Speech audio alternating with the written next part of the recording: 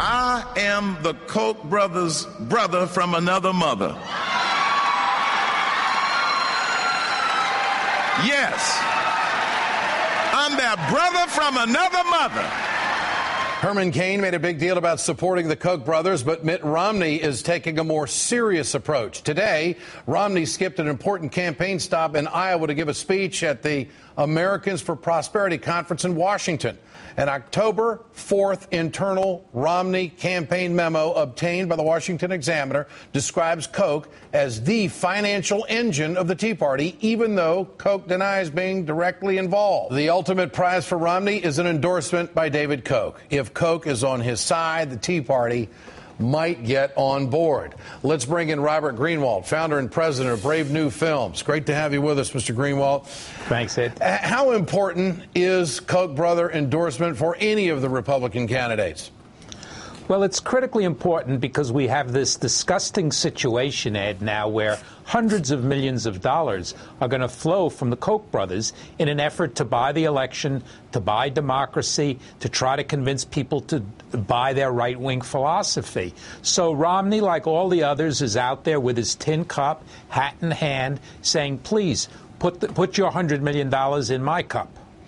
Who is more likely to win Koch brothers' support, Herman Cain or Mitt Romney, in your opinion? Well, I think it's an interesting question because, of course, Romney's the, quote, practical choice. Herman Cain, we saw the response he got today, has all kinds of enthusiasm.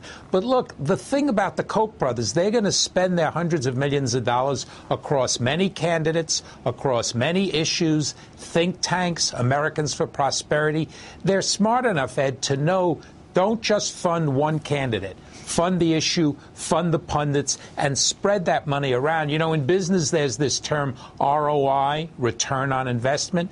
So they put a couple of $100 million in, but they get billions of dollars back in the breaks that come to them, their companies, and their ability to make more and more profit. Your organization and others have launched a new campaign called Who Are the 1%? What's the goal of this campaign?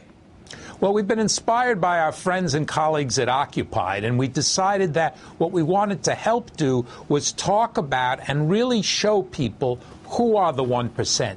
Now, the 1% are those who are using their money, they're using their power to step on the back of the other 99%, to hold the 99% down. So we've started with our many good friends at Alternate and Nation and Tom Hartman to ask people to suggest who they are. Is it the Waltons? Is it the Kochs? Is it Murdoch? You know, there's a pretty long list of millionaires and billionaires who are the 1%, that we want people to understand what they're doing, how they're doing it, and the reason our economic crisis today is not an accident. Yeah.